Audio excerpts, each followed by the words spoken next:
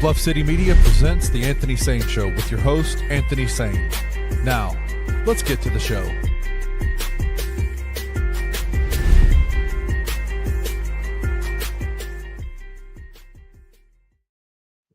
Going on, everybody? Welcome to the Anthony Sain Show. This is, of course, your host, Anthony Sain, here with my guy, man, Kenny Stubblefield's in the building. Kenny, what to do, my brother? My brother, it is Thursday, and I'm ready for the weekend to be over. The week to be over for the weekend. I need the weekend to come. Man, I hear you on that, man. I hear you on that for sure. I think Julia's going out of town this weekend. Is she? A day or something like that. Gabe got company coming over. And I want to say both of the girls got, I don't know, man, but they got to be fucked up. All I know. I don't feel like dealing with all these damn kids, man. It's something going on this weekend, but I'm not sure. Man. You're gonna have a house full of kids at the house. I think so, God. Man. And I like it like that, though. I like it when. I know you're good with kids. You're great with kids, but man, shout out to you, man. Julia picked the perfect weekend to go out of town, man. You get the hell up out of here. Yeah, tuning in here, Jared says tuning in here is more important than the meeting he's currently part of. Jared, that's what I'm talking about, bro. He knows the business, man. Hey, put it in the comment section. What are y'all doing this weekend? Tell us what y'all are doing. We want to know. Yeah, what you doing, man? But I think she's got a property. Julia's into like real estate management and stuff like that. I think this property management. I think she's got a new property in Nashville that somebody wants to rent. Oh, nice. And I think that she's going out there to meet with the owner of the house or something like that. Some she got going on. All right, what happens if or so she says? You're right. What happens if Julia comes home and she's like, Anthony, I love Memphis, but damn, Nashville was so fun. Let's move to Nashville. Hell no. She can take her ass. Stay your ass on out there. Stay your ass on out there. Trust me. But no, man. Kenny, we know this is, of course, a sports show. And when when certain things that are not particularly sports related happen, you have to acknowledge those things, especially when it's something tragic happens to an icon, right? Especially somebody who spent time, who came through here as part of their journey, somebody who's a universal figure, household name for sure. I will open the show talking about Glorilla got arrested. Kenny Stubblefield. We will open the show that way, talking about that. That was a zoop. Zoop. We'll talk about Glorilla got arrested. We'll open the show there. We will talk about the passing of Hulk Hogan later on in the show, but I will open real quick. Yep. I talk about this whole thing about Glorilla getting arrested in Atlanta, and I'll say this: Glorilla, you the city's daughter. We love you. Like I can't think of anybody that is more beloved in the city of Memphis than Glorilla outside of Fred Smith. I mean, I'm being dead serious. No, 100%. Like she's up there, bro. Like she's up there with as far as not everybody's a fan with her. I was doing music bingo yesterday at Huey's downtown, and there was a lot of local people there, and some Glorilla music came on, and I mean, from the young black girls to the old white men were enjoying Glorilla's music and going word for word with it, man. So very, very stupid situation there, and I'm not blaming her at all. She wasn't even there. She wasn't even there. Her house was broken in. Her house in Atlanta was broken into. The police came out and found large amounts of marijuana in the house. Unfortunate situation. A story is as old as time. Rich person gets out of the hood. They move to a place. They let their people come in, and they're not really in the house like that. And now somebody's doing bullshit in your house. It's crazy. And now, you get in trouble, which is very unfortunate for her. But my thing is, if her house is broken into while y'all doing the search on her house, you should come in and take care of the issue. Like her house is broken into, but they came in and saw, young black guys probably in the house, and they went to investigating. So very unfortunate situation with Glorilla. I'm hoping this will be resolved. I get it. It is her property, but come back home, baby. Come back home to Memphis where we take care of you. We take care of you. Know better down here. The thing is crazy about it is they made a point in the police report to say we saw this in clear view in the master bedroom, because that's kind of like, you gotta, like, why are you searching the house for that kind of stuff, right? Yeah. Like why are the police coming for? She's the victim of a crime, and yet she gets arrested. It makes zero sense, man. Protect yourself, crazy, man. Hey, Glo, we love you, baby. It's all good. It is all good, baby. That officer wanted to inhale it. That officer was probably like, hey, man, split some of that. Let's pass, puff, pass. Real shit. Oh, I agree. I think the lawyer, I was telling Anthony this morning, that lawyer was scorched earth in his statement, man, was just like, this is a travesty, right? Yeah, But, I'm not really concerned about that. But right. I did want to open it. I did want to mention that to start the show. That's right. But I did want to open the show this way. Ken, I've been kind of peeping out social media. Yeah. Kenny Stubblefield, and a lot of things. The Grizzlies have had a pretty busy all season doing what they're doing, restructuring things, building this team a different way, new coach. They're not half-assing it. They got a new coach, new system, and they're building the roster according to the way he likes to play. Yep. I'm excited to see what that looks like. And we had a new offense last year with the same coach and assistant coaches who was basically your interim coach and all this weird stuff going on. Now we got a clean slate, different personnel, new coach, new assistant coaches, all those type of things. So I'm excited to see what that looks like. But something else that I've casually observed, Kenny Stubblefield, is that one Demetrius Jamel Morant seems to be in great spirits. Kenny Stubblefield, he seems to be happy. He's being quiet. He ain't really saying too much on Twitter. He ain't shit talking. He's just out here, man, out here in Japan, China, New York, WNBA games, releasing shoes. You know what I mean? Stacking dollars. Stacking dollars, man. And I will say this, Kenny. I'm going to stand on this and say, Kenny, remind you guys that Happy Jaw is a scary jaw. But there is an asterisk beside that, but for real this time. For real this time, though. Because we had the same conversation last year, Anthony. We had the same conversation. But I do want to remind people that Ja Morant is one of the better players in the NBA. Yeah. And he, shout out to Black Ninja DJ, put his comment up there. Got it. He seems to be having a very fun offseason. I don't mean like fun like turning up to tequila and wilding out and hanging. You haven't seen any videos of him on none of that type of stuff. It's strictly been strictly taking care of business. Promotions for Nike. You've got all-star baseball players doing your celebration. You got NFL guys doing your celebration. Little league teams, soccer players, and we talked about this. We talked about this in the middle of the gun controversy with Ja. How he's still that dude. And I told you, man, do not be fooled, bro. Like the stuff that Ja is doing, and I think Nike is not punishing them for it, but I think they're going to lean into it, and they have. You saw the commercial they had for advertising this media run he's doing, this rollout he's doing of his shoes and all this traveling campaign he's doing, and it led with pigeons on the ground. That's what he said about my guy Khalil Ware. So I think that I'm expecting to have a great year from Ja this year. Of course, health is a caveat to that, but he just looks different. He looks like he's just out here taking care of business, and you would hope that he does look different, man. He's older, he's about to turn 26 this year, as opposed to being the 19 or 20-year-old that he was coming into the league, man. Level of maturity is what you're talking about, right? Like there's a maturing of Ja that we're seeing, and I think, like, I think we gotta forget the idea, like we have a certain perception of what we want Ja to look like publicly, right? Like how we want him to respond and like be happy. Like, do we want him to become like an Anthony Edwards who's constantly joking, constantly goofy, constantly, saying funny things like that? That's never going to be Ja, right? Like, it's just not his personality. It's not what he does.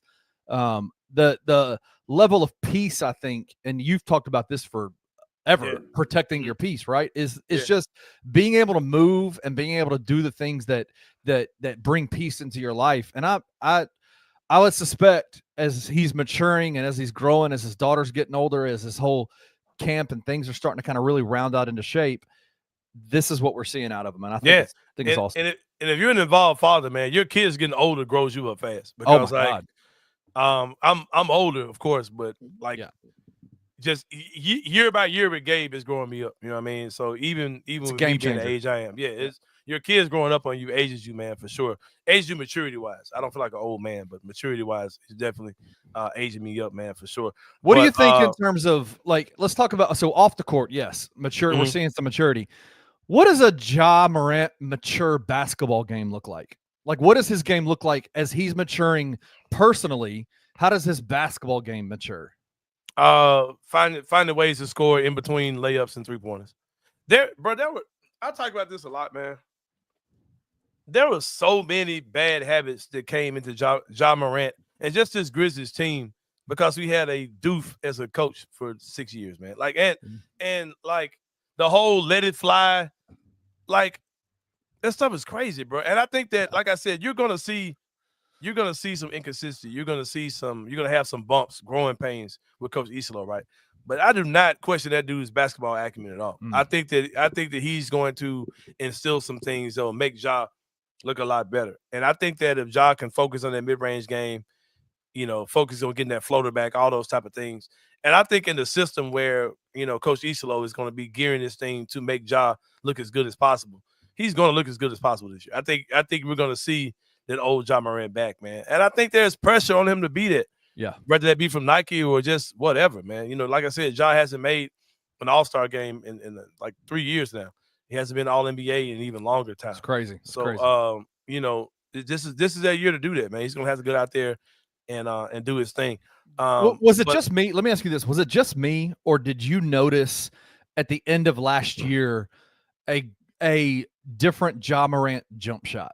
Did you notice that it went in a lot more, that it looked better, that it looked smoother? Like even the grenade. He had a celebration that was coming behind it, bro. And I agree, but it seemed interesting to me. Something like that's always been kind of the one of the weaker parts of his game is his outside shooting.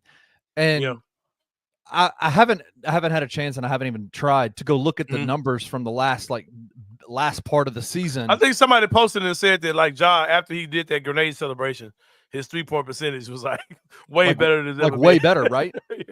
Yeah. Like those are the levels of I guess even like a maturing basketball game, as well as just kind of shoring up some of those like weaker spots of your game, right? Like the outside shooting. If Ja can consistently hit mid-range outside jump shots, he becomes the most unguardable guy. Oh yeah, he'll be literally unguardable because nobody can get to the basket like he can. And if he's able to knock down anything that makes teams have to play him honest and not, just trap the paint like they do on him now. Jared, I would love for you to go watch that. I would love for you to go see, because it feels like to me, coming back from that 6 game out right when TJ was fired, those last couple of weeks of the season, there seemed to be a absolutely different shooting Ja. And I'd love to see if the numbers back that up, what that means, like where he was before, where he was after. But it just seemed different to me. I don't know. But yeah, man, I'm liking it, man. Like I said, he's out there doing the shoe swap with Sabrina Ionescu. He's doing, he's out there and doing what's this is China, Japan, both. Which one is he doing? The tour he's on. I think he's doing both. I think he's China and Japan. Yeah, man. I love it, bro. I love it. We've always seen him doing the EYBL stuff, and we've always seen him out doing that type of stuff. But he's really moving like a brand right now. He started his own, his own publication, like media publication company. Catch 12. All those type of, man. I'm loving all of it, man. There's been a couple of weird things I'm not gonna mention, but we're gonna keep it moving. We're gonna keep it positive with Ja, man, for sure. Yep. But like I said, I'm excited about what this season is gonna look like for him. I think that he's going to look a lot more like the guy that we saw a few years ago. And sometimes, man, when there's turmoil in the organization and you've known nothing but the organization you played for, you don't know what good is until you get to good. You know what I mean? And I think that a lot of Grizzlies fans, we're going to see growing pains with Tomas Isolo. He's a rookie coach. Yeah. I don't care about that. That stuff he did last year don't count for nothing. Like he's a rookie coach coming in, man. And I still think that through that you'll see that this team is in better hands with someone who's an actual professional coach who knows the game. And that Man said this perfectly. I like the difference in the quality of shot that Ja was getting from both coaches. T.I. was short notice, but started playing to Ja's strengths, and I totally agree with that. Yes, man. Yes. Totally agree with that. So imagine what that will look like with a training camp and an actual roster that fits what the head coach is trying to do. 100%. And I'll say this too, man. Like I was thinking about this yesterday, as far as big men, and I saw somebody on somebody else's video, and they were talking about they really liked man, I forgot my guy's name, man. On the Grizzlies? J-Hub. So they really like J-Hub, right? As opposed to the guys they got in now. And people were like, well, these guys they got now are guys who are fit towards Taylor Jenkins' system. And I'm like, man, like with that being said, Jaren is a big still on this team. Santi is a big still on this team. I wonder, does Isolo have plans to really use those guys in more screening actions? You know what I mean? Ja and Jaren have never had a two-man game. And I don't know if he's going to use Jaren as a ball handler. He's going to use Jaren as a screen owner. He's going to use him as a shooter. Yeah. But because with Jenkins, the default was to go stick Jaren in the corner. You know what I mean, or give him the ball and everybody get out of the way. I just want to see how Islo is going to use Jaren as opposed to how he was used. If you can turn Jaren into a quality screener that actions can be run off of that, he's unguardable, bro. Imagine what that looks like then when you have Zach Edey and Jaren Jackson Jr. being able to do both of those things at the same time. Like that's such a different, because then you're talking about not just on ball screens, you're talking about Jaren being able to set, wing screens, like slip screens, those off ball screens, things like that, that just makes everything look different, man. Totally different. I'm excited, man. Like I said, this is going to be a different type of year, but we're in a new era. For the Memphis Grizzlies, man. We're about to enter a new era. We've had the grit and grind era. We've had the Grizz next gen. These guys aren't kids anymore, man. These guys are about to turn 26 years old. Jaren and Ja, they're going into their prime. So they're younger players around those guys that they've got to be the leaders for. So we're transitioning from one era into another one. I don't know what we're calling this new one that we're about to go into. Gen this, or whatever. Kind of like mem this. Gen this. No, get that out of here. Gen nothing is a play on words for mem this. Not next gen, but gen this. I don't know. Yeah, I don't know.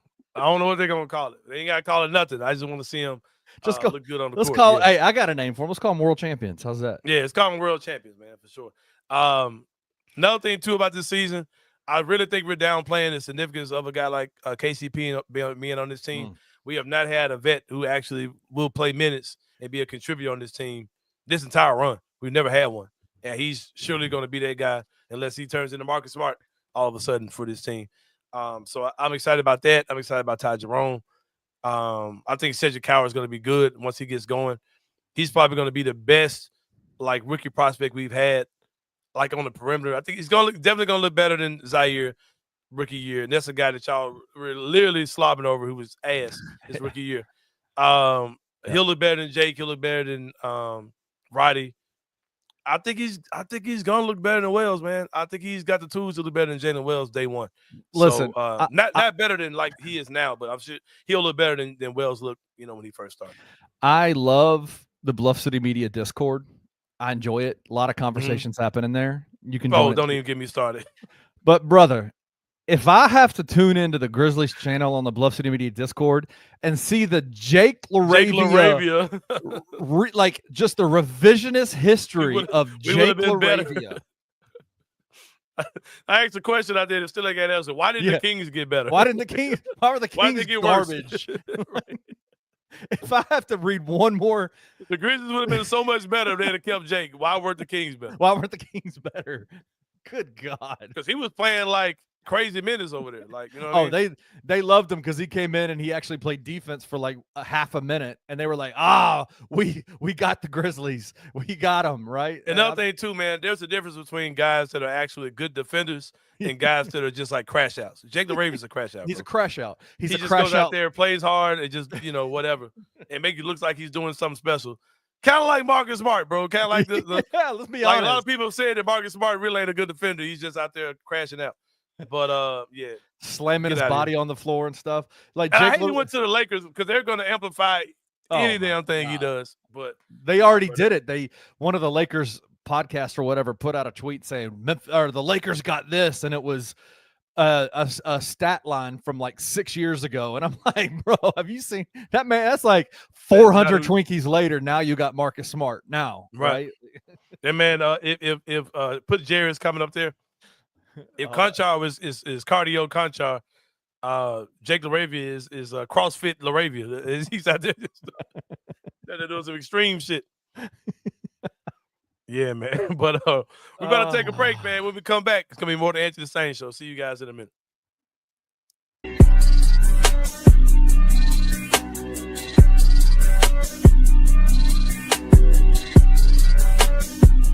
What is your outlook on this quarterback room? Because Not that it was the strongest group with Will Levis in it, but now they're clearly just giving the keys to Cam Ward, I'm assuming. If people are crashing out for Will Levis, losing him as a backup quarterback, we really in a sunken place for real. Because I'm like, he was good to start, so I don't want him as a backup, right?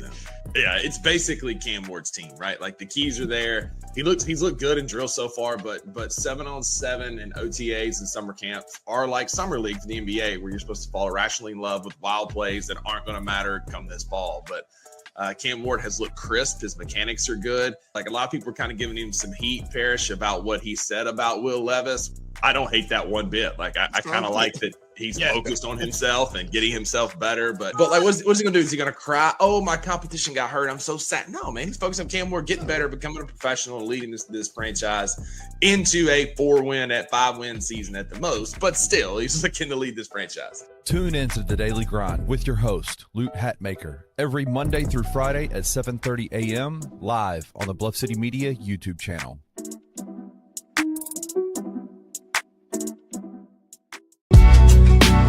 In the heart of the Highland Strip for 27 years, Trilogy Tattoo has helped tell stories for Memphians for generations. Located at 530 South Highland, Richie and his team are waiting to help you tell yours. From tattoos to piercings, your body art should be as unique as you are. Voted a Memphis Flyer top 3 tattoo shop in the city of Memphis since day one.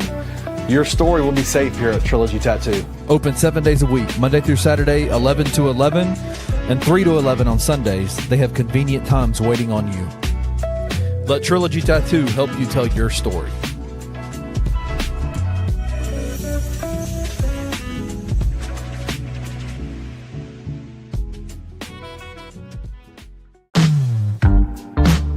Choking and token. The Mid-South's first cannabis-themed jiu-jitsu tournament. August 16th at Midtown Krav Maga and Jiu-Jitsu. At 1 p.m. 21 plus to compete or consume. Consumption not required. Ounce of Hope is licensed by the state of Tennessee. This is all 100% legal hemp products. Everything's good to go. We'll have gi divisions. No gi divisions. Madison bracket guaranteeing 4 matches per division plus an absolute winner. Each fighter receives an Ounce of Hope gift bag, and there's prizes for every winner. Check out the link below to sign up.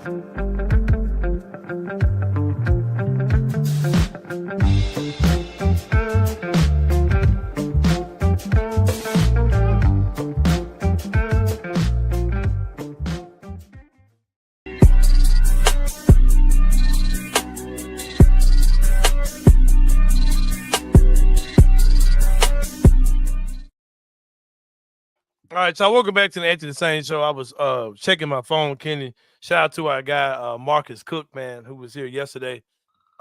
He put up a clip from the show yesterday, and it's created this whole online debate. Man, Memphis is so strange, man. Then you get these fuckboy ass dudes who like, man, get the fuck out of here, bro. But anyway, welcome back to the show, man. Somebody who will always rock for the city of Memphis, man. Our good friends over at Trilogy Tattoos, man. Been in the Memphis area 27 years. The OGs, man, the big dogs out here in the city of Memphis, man. Visit their website. We about to drop it down on the bottom right now, man. It's coming. Somehow that got deleted. Let me retype no, it's all good. Here it comes right now. Well, it's coming. Hey, there it is. Memphis.com. Check it out, man. My guy, Richie Jarvis and them. But let them tell your story, man. Don't let no amateur hating ass out-of-town tattoo artists who hate Memphis, who don't want to be here to message your stuff, man. That's right. Rock with somebody who going to tell their story the Memphis way, man. And Trilogy Tattoos, 27 years in the business. My guy, Richie Jarvis, man, let him take care of you over there, man. Over there at Trilogy Tattoos. Well, Kenny, it is time for the three-pointer, man. We'll be talking about 3 things going on in the world of sports. Let's get to it, man. Well, number one, Hulk Hogan. Oh, hold on. Let me fix it. I'm having to redo all this. Good God. Let me just tell you, man, I'm a professional is what I am. Yeah, Hulk Hogan tapped out, man. Got out of here at age 21. Easily, man, the pioneer of. I had this conversation with Jason and John too. Like people talk about Hulk Hogan opening doors, all those type of things. Hulk Hogan was definitely a vehicle. Like he really did a lot of things, but he really was the guy who followed through on Vince McMahon's vision. Right. Vince McMahon had huge vision for wrestling to be something bigger than what it was, and he identified Hulk Hogan is a guy who could do it. He did it. He followed through and he got it done. Hulk Hogan passed away at 71. Very polarizing person, man. Yeah. I think the general sentiment is I'm not going to be an asshole and not acknowledge or respect someone passing away. But Hulk Hogan or Terry Bollea, the person, was not a good person at all. And there's, of course, the racial things, the sexual deviancy, and all these type of things as well as just a lot of his peers just didn't care for him the way he went about certain things, whether it was just being an asshole in general. Right. The wrestlers at one time were trying to form a union to unionize some of the things that were going on to combat against Vince McMahon. And Hulk Hogan went and snitched on everybody. Vince. That happened. You know what I mean? Reluctancy to put certain guys over in the company, all those type of things. But I think it's okay to celebrate Hulk Hogan and understand Terry Bollea was not. You know what I'm saying? Like just a level of Yeah, it's quite a contrast to somebody like Malcolm Jamal Warner who passed away. Yeah, man. And we talked about how iconic of a character he was, and how he seemed to be a good person too. Hulk Hogan, that's definitely a more iconic character than Theo from the Cosby Show, depending on who you ask. You think so? Yes, man. I mean, come on, like, everybody in the world knows who Hulk Hogan is, bro. But like, definitely a more iconic character. But who he was as a person is still questionable. And I've seen people post things like, he gave his life to the Lord, about a year ago, and hey, good for him and Jesus, man. You know what I mean? Like that's between him and God, right? I'm not gonna tell people you should not voice your opinion on this man, even though he passed away.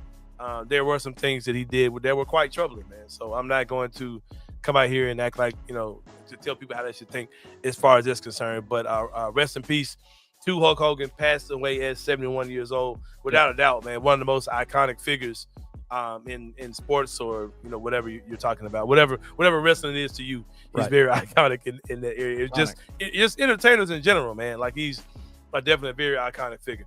Did you appreciate the heel turn? Did you appreciate the NWO era? Oh yeah. Hollywood Hogan era was insane. Like, he hated it. Like for real. He did not he hated being a heel. He hated the black beard, the goatee, or the beard that he put on. Like he just did not like any of that. Oh man, I loved it. I love the whole NWO thing for sure. Yep. Yes. Put what Jared Davison put on the screen. Yep. Here it is. He said that Sain said he about to go watch AEW earlier today too. Damn, man. Like, as a black man, bro, I'm fucking done with WWE, bro. Like, it's crazy. The fact that y'all don't let black people be awesome, and you just let the Samoans be black. Like, I don't have time for that, bro. Like, what happened today? What happened yesterday? Trick Williams uses Whoop That Trick. Yep. That's not his theme song, but the crowd chants Whoop That Trick when he comes out. Right. He's like a really big deal, man. He's got the dreads, nice taper, nice fade, nice looking guy, nice build, athletic. Just looks the part, man. He's just a big star, and he could be a very big star. I don't know what they were running, what campaign they were running, what they were doing, but I'll see a video of the 100-year-old Undertaker choke slamming Trick Williams. I'm like, why? Like, for what, bro? Like, it's so crazy. Yeah. And they've got this guy down there now, Obafemi, who's like this mammoth man, bro. Like, just like this huge dude. Kind of reminds you of like M'Baku or something from Black Panther. And they are going to ruin him, and they're about to ruin Trick Williams. They ruined the Carmelo Hayes dude. Oh, but those Justin good said Naomi is on top. Dude, get out of here. Like, shout out to her, man. But they've ruined some black women too. They ruined black women too over the years. But like I said, man, they no, I don't trust black people with WWE, bro. Because the guy AEW has this guy Swerve Strickland, right? Who was just like another guy they ruined coming out of NXT. Right. And now he's like, the dude is so freaking awesome, bro. Like, for sure. But anyway, bro. Number 2. Here we go. Giannis, I don't think this is a surprise. He's been on the roster, but Giannis is committed to playing in the Eurobasket this summer. Shout out to my guy, man. This really just giving kudos to my guy Giannis, man. A guy that people say he lacks skill, all those type of things. He's been playing for the same team the whole time. What? When all this stuff is coming out about. Who says that? Who says he lacks that's skill? a common thing. People say he's not skilled. He's just big and athletic, and he can't shoot and all that. Man, Giannis, shout out to Giannis, man. I think he's got a lot of Lasso bear in him. I think he's a maniac. I think he has got some guys up out of Milwaukee. I think he got Dame up out of Milwaukee. He got Dame. I think he got our guy who's about to be assistant coach, the coach, Adrian Griffin. Adrian Griffin. I think he got Adrian Griffin up out of there. Yeah, man. Giannis is a madman, but shout out to him. Big fan of this game. Eurobasket uses some good ass hoops too. It is good hoops. So I'm glad he's representing this country. But I will say what I always say: if Giannis Antetokounmpo won the basketball players, y'all would not be calling them. Y'all would not be saying he's from Greece. Y'all see he's an African refugee. But we'll keep it moving. Number 3. Apparently, ESPN and all their folks do not know NBA basketball. Anthony, I got this to show you. Look at this. Oh, this came out yesterday or 2 days ago, whenever it was. Here's our examination. Good. Of where the 14 teams that missed the playoffs last season stand in the rebuilds. And guess what, man? I mean, shout out to them. Good news. Memphis made number 5 on the 14 teams in the terms of their rebuild, the 14 teams that didn't make the playoffs. Shout out to ESPN for being on top of it. Oh, man, so crazy, man. And you wonder why people do not take – ESPN has fallen off so badly, bro. It used to be the worldwide leader in sports, man. They're just not. Like, they still are, of course. It's fucking ESPN. But their programming is ass. They've got caught up so much into the clickbaity stuff that, like the actual good journalism is dying as well. Yeah. Come on, man. Like, that stuff that they're doing now, that's what the Bleacher Reports and all these other people used to do. And now they're putting out better content than ESPN. How do you write a story about teams that didn't make the playoffs and did not remember that the Grizzlies made the Grizzlies made the playoffs? Especially if you're the same team that like destroyed us for getting beat by the Thunder. Getting swept in the first round. So crazy, bro. So crazy. But kid, we're going to take another break, man. We'll be back with more Inside the Same Brain. This is going to be a cool one, man. We'll see y'all in a minute.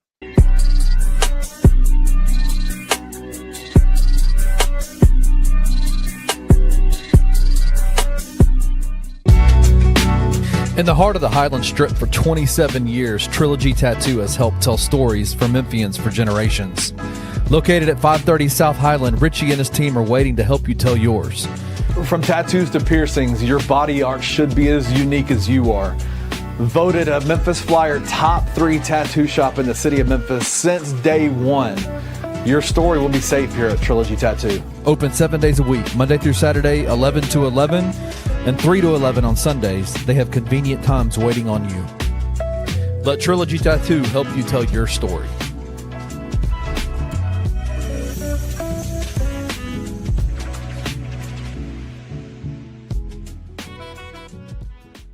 You know, you talk to a lot of these athletes who are fresh out of high school, fresh out of college. You immediately get the sense of like who has had some media training and who has not, and maybe whose parents are a little bit more involved and who are not. And I will say with Cedric Coward, you get the sense that you're talking to like a CEO, very much knows who he is, very much understands sides of the game that I feel like it takes other folks maybe 2-3 years to kind of figure out. For any organization, you know, athletes or, you know, athletic organizations notwithstanding, I think you want somebody to come into your organization, kind of understand what you're about, and, you know, present themselves in a very professional and put together manner. And that's what I got from him. Yeah, that's bad news for us because professional and put together is they Memphis, right? That's how the Memphis vibe, right? Tune in to the $2 Sports Show with Rusty Witten and Drew Gann every Monday, Wednesday, and Friday live at 11 a.m. on the Bluff City Media YouTube channel.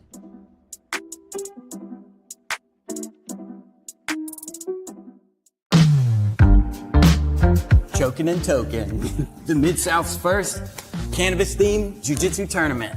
August 16th at Midtown Krav Maga and Jiu-Jitsu. At 1 p.m. 21 plus to compete or consume. Consumption not required.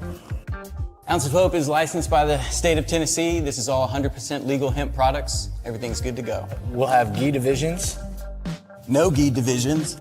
Madison bracket, guaranteeing 4 matches per division, plus an absolute winner. Each fighter receives an Ounce of Hope gift bag, and there's prizes for every winner. Check out the link below to sign up.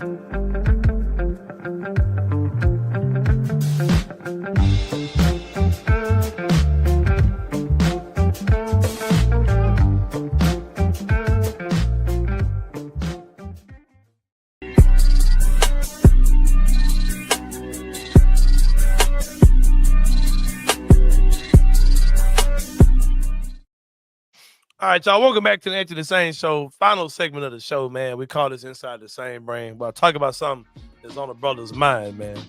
Look at that boy. Got the music, man. Stop playing with me, bro. We got the music today. I gotta set this story up, Kenny. For y'all.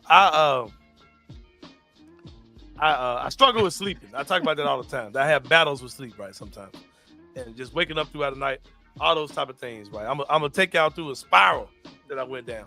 Kenny, I also 90% of the time, my phone is on Do Not Disturb. Yep. I keep my phone Do Not Disturb. I just don't like being prisoner of my phone ringing. So I have my phone Do Not Disturb. I check it when I check it, and I'll call whoever back I need to call back. But certain people, I have it where either my phone's on Do Not Disturb, their calls, their texts will come through. Kenny Stowfield's one of those people. We do business together. We're partners in business, so stuff be going down. I need to hear what he got to say immediately. Yeah, exactly. So I have to combine a couple things y'all to understand why this happened the way it happened. My phone is on Do Not Disturb. I also battle with sleep. So a lot of times, Kenny, I will put my AirPods in and listen to something. Yes, whether it's, I do the same thing. Whether it's meditation stuff, like binaural. I'm a big binaural beast guy. Or it might be just you do any kind of like nature noises, like any kind of like rain. Yeah. Or it might be like sometimes I'm scared to do that because I'm kind of old. I might piss on myself, so I try not to listen to rain. 100%. Or water, or ocean. I'm like, it's so comfortable. I just hit it on myself. So yeah, I don't make it too comfortable. So typically I have something in my AirPods, right? Yeah. And I'm also a stoner. So I may vape or smoke. You battle glaucoma on a daily basis and anxiety. I might puff a little bit. I might take an edible or I might vape or something. And while I'm doing that, I listen to certain things that kind of keep me in that mode to help me sleep through the night, right? Yeah. So last night, in my AirPod, I hear something around 2:35 a.m. And I don't have a lady Siri voice. I've got a man for the voice, right? What's he sound like? Kind of do the voice. He's got an English accent. I'm gonna do the voice because I got the guy with the English accent because I think I'm Batman. Right. So I want this voice to sound like Alfred. I want my Siri to sound like Alfred talking to me, right? That's amazing. So he says, "Incoming call from Kenny Stubblefield. Answer it." I was like, bro, I'm tripping. So I know that didn't happen. Bro. I know Kenny didn't call me at 2:30. So I get up and I check my phone, and I do have a missed call from Kenny Stubblefield at 2:30. Right. So I shoot you a text back. I'm like, bro, matter of fact, it was 12 hours from the time we are now. It's about 2:38. Right. So I shoot you a text. I say, bro, you good? Did you call me by mistake? I assume you did. I definitely was going to call you back at that hour. I was like, man, did we get a deal with FedEx or something? Like, why would Kenny call me at 2:30? You know what I mean? Did Fred Smith raise for the grave and say, hey, the Anthony Sain Show, sponsor them. Sponsor them. Had to throw, shout out to the Undertaker. Had to throw some can't think of his damn name. Y'all know what I'm talking about. What is his name? Paul Bear. Paul Bear. Right. Yeah. So I'm like, all right, bro. All right. So I know it. So in that, I got up. I said, okay, let me get something else going. Right. In my ears, right. Weird rabbit hole. Weird Mandela effect coming.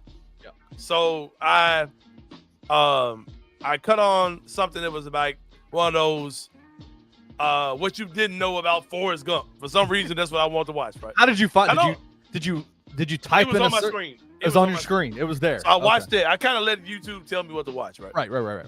And if you see my face on there, just click it, man. It's just click good stuff. Good stuff to watch. So I clicked this video about Forrest Gump, and I don't sit there holding my phone watching it. I just cut it on.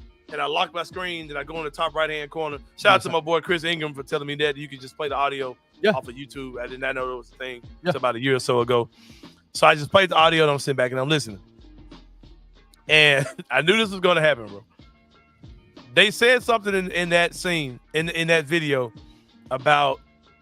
so what you didn't know about Forrest Gump, what they said, go ahead. It said Kurt Russell played... Kurt Russell was the voice of Elvis in the Forrest Gump movie. I don't remember Kurt Russell being in that movie. But what they were saying was there was another guy Right. There was some schmo actor that actually played Elvis. Right. But he was lip syncing. It wasn't his. That was Kurt Russell's voice. It was Kurt Russell talking, right? Wow. So I was like, damn, I didn't know that. They said Kurt Russell also played Elvis in the 1979 movie Elvis. Right. I was like, shit.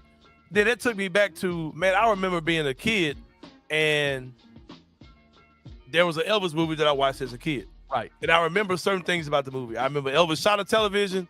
He was beating Priscilla's ass, and it was told through the eyes of Priscilla Presley. Okay. So I went down this rabbit hole and I looked up this movie. I looked up Kurt Russell as Elvis, and they said this movie came out in 1979. I said, no, I remember this movie as a kid. Debut as a kid. I remember this movie debuting and me watching this movie as a kid. So I was like, maybe it came out. It was a rerun, and I thought it was the first run. Right. So I Google searched. I said Elvis Presley biopics. It had a list of them, and none of the dates were right. I was like, no, man, there was a movie called, and I thought the movie was called The King and I. I thought that was the name of the movie was The King and I, right? I was like, bro, I know this movie existed, bro. And I said there was a scene where he died taking a shit at the end of the movie. I'm like, so on a toilet, he passed away. Right. So I'm looking up like Elvis movie, Death on the Toilet, final scene. And I look up this other movie that came out that was called Elvis that Kurt Russell was in that I'd never heard of. Yeah. But there was a scene where he shot the television. I was like, shit, am I just misremembering this? It's the same movie. So I got up at 3 a.m. and I was like, hey, let me know I'm not tripping because I won't remember this tomorrow.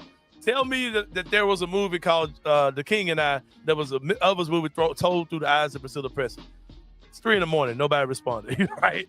So I wake up this morning, a guy gets on Twitter and he tags Grok. Of all things, he tags Grok. All he does is tag him.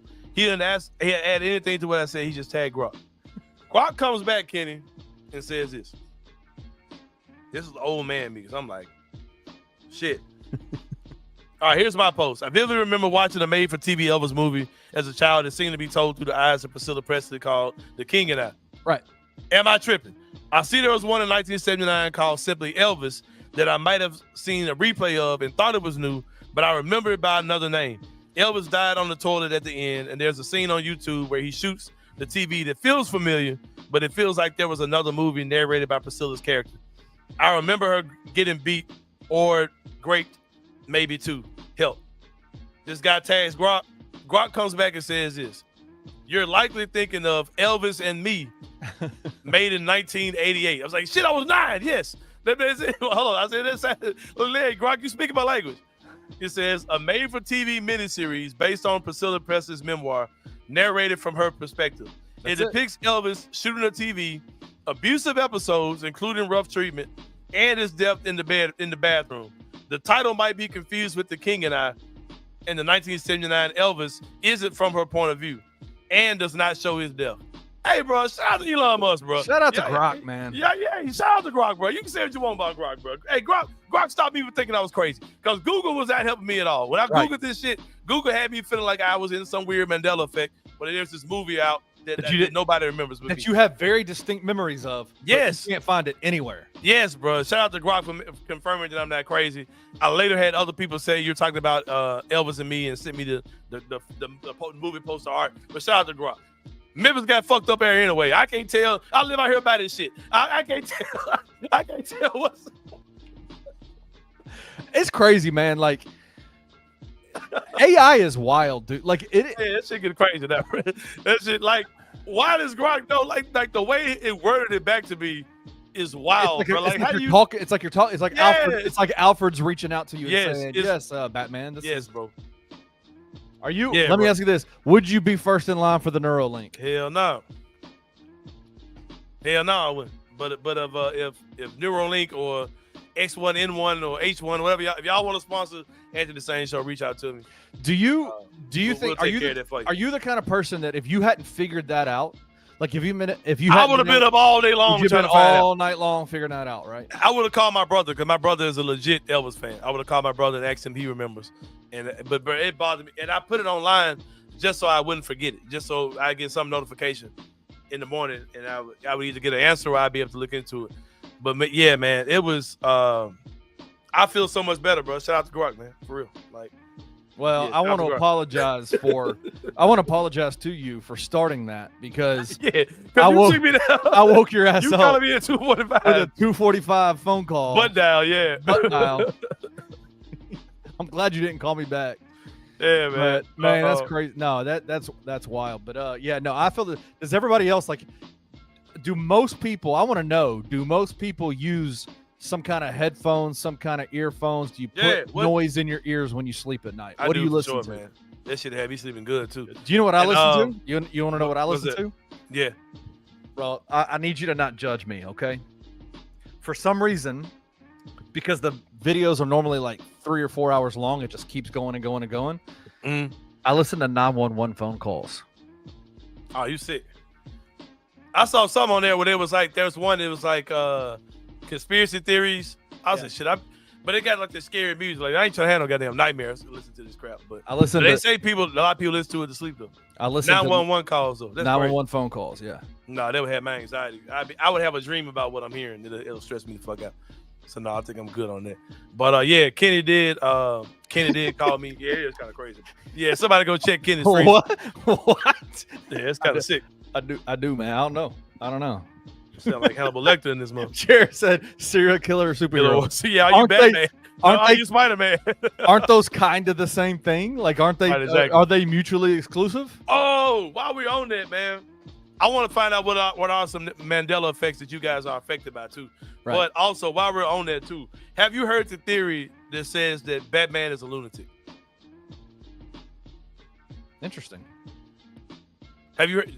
Okay, the theory says this. Are you asking me that? No, I've not heard that. No. The theory says that Batman is a patient in Arkham Asylum. He's a normal person with mental health issues that might have been started from some traumatic event involving his parents possibly dying, and that he's a patient in the hospital. They said that he was never rich. He was just a regular man that's a patient in this mental hospital. Yeah. And he says that all of these people that are, the Riddler and the Joker and all these type of people, they're all doctors that his brain is processing the wrong way. He's processing himself as being the superhero, and the doctors and the employees of the mental hospital are these villains that he's created. And it's all we're all looking into a figment of his mind. What if the ultimate story arc of Batman is all of those characters, all of those bad guys are just split personalities of Bruce Wayne, and he's doing all that. He's just a lunatic. Batman at the same time. He's just a straight up lunatic. Yeah. What if that's storyline? Yeah, but I know you've heard the theory that the Joker movie was all him just being crazy, right? Like that first Joker movie. Yeah. Most of the stuff you saw in that movie was just him daydreaming. Like, it wasn't actually, it was fantasy. It wasn't like actually stuff that was happening. Wait, you talking about the Joker's character or Batman's character? No. This Joker movie that's like a serious movie. With the one with Joaquin Phoenix. Yeah. They said that first movie, if you watch it, like the music changes and there's like certain things with the camera you notice that he's just like he's daydreaming. Like he never was this big time crook. The whole scene where he sees like Bruce Wayne's dad, or remember he's like in the bathroom he sees Bruce Wayne's dad and confronts him. And like his mom is like, you're Bruce Wayne's brother and all that type of stuff. Like, that was just him daydreaming. Like none of that was real. He was just a clown down on his luck. All that stuff is just imaginary. Coming on the show and shooting the host and all that stuff was just fake. That's all imaginary? Yeah, they said if you really pay attention to that movie, they have a lot of not so subtle clues. He's just making all this up. But that's just how crazy the Joker was. Because the Joker, because they said the Joker's whole thing was nobody knows his origin story. Well, no, that is a part of, like, he has the conversations with the female in his apartment complex. Yeah. Those are all not real. Like, he's just basically stalking her. They said all that was fake. Yeah, they said that, like, because he had like the super hot girlfriend. I can't remember who his girlfriend was. Right. I think all that was just like there are people say all that was a bunch of BS. All right, so what Mandela effects? What if you just live in a New York in a hellhole apartment and dream all the Gotham City stuff?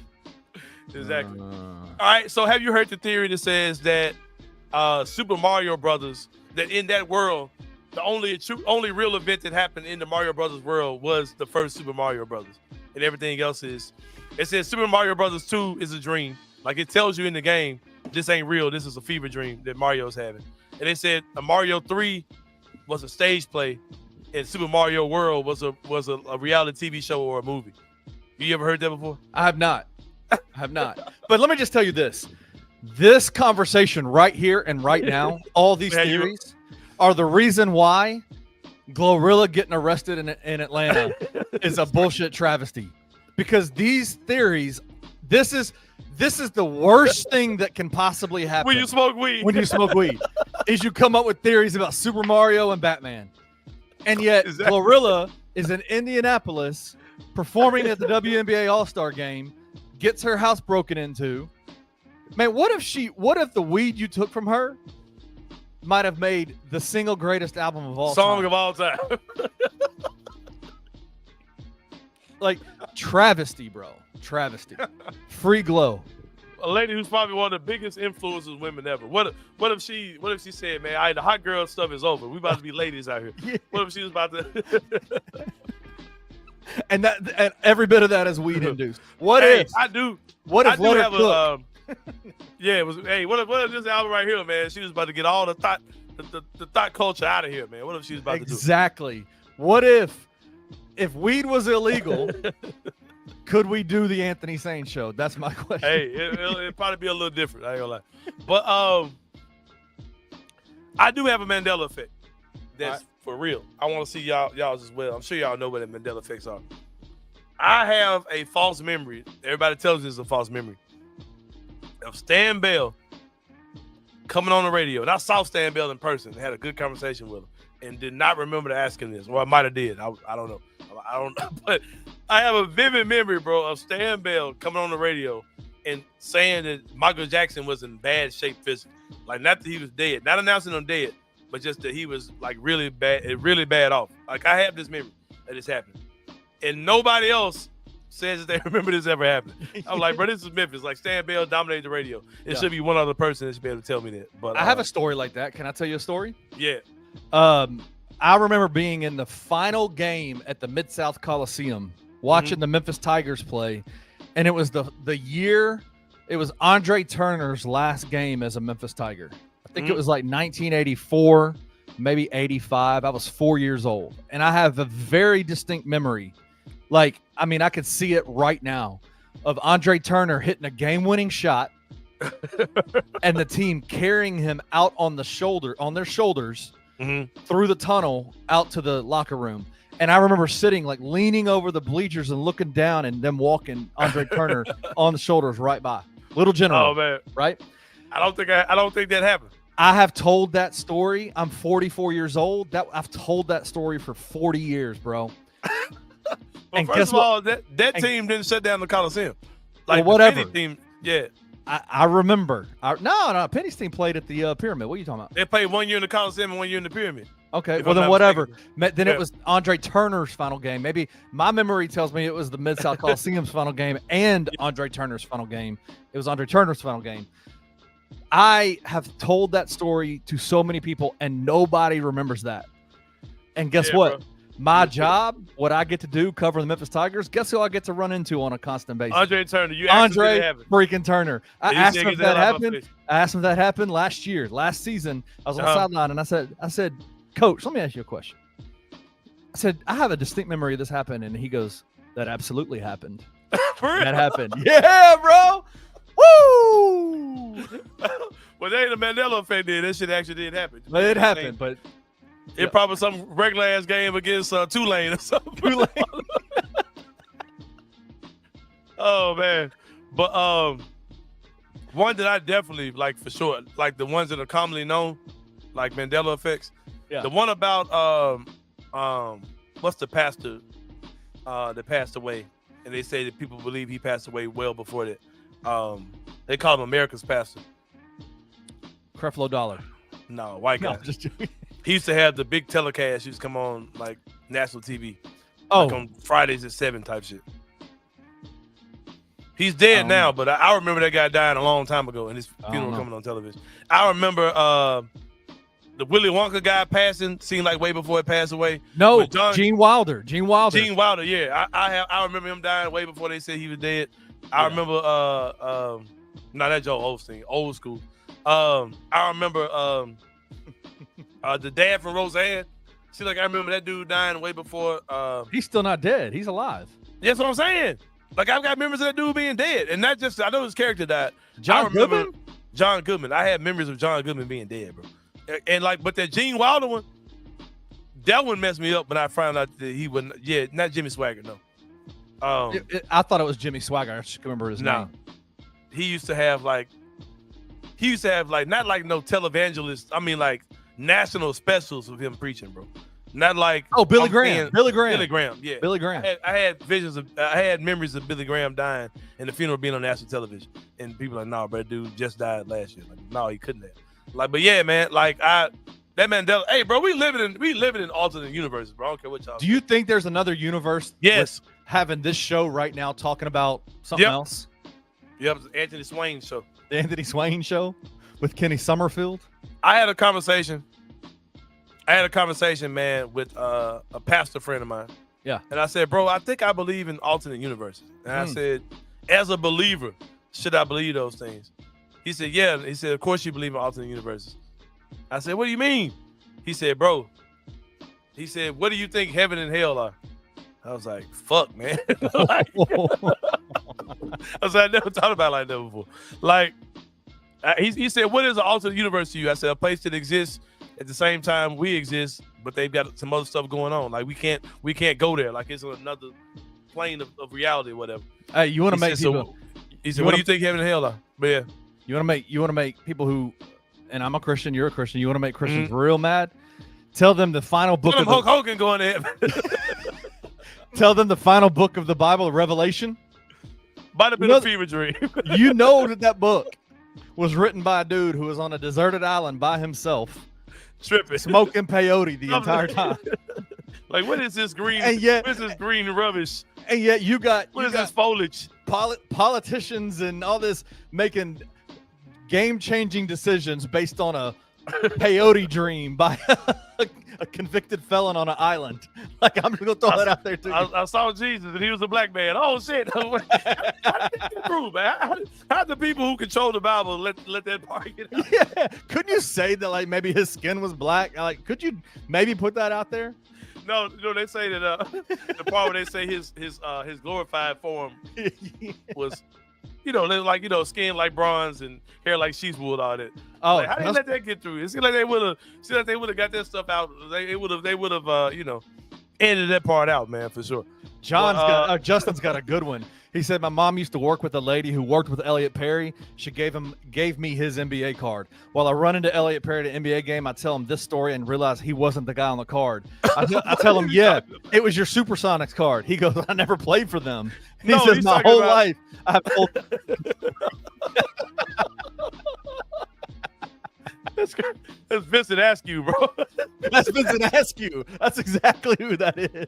Who owes Vincent Maxwell? I mean, owes Vernon Maxwell some money. Exactly. Hey man, I gotta go, man. Samuel L. Jackson is Jesus. Morgan Freeman is God. Yeah, Richard Jarvis, another guy, but I have to smoke with one day for sure, man. Nah, I ain't smoke with Rich. I tell him what the hell I might wake up in the morning. Yeah, he might wake up in Bermuda. Man, with full tattoos everywhere. Yeah, full sleeve. Yeah, man.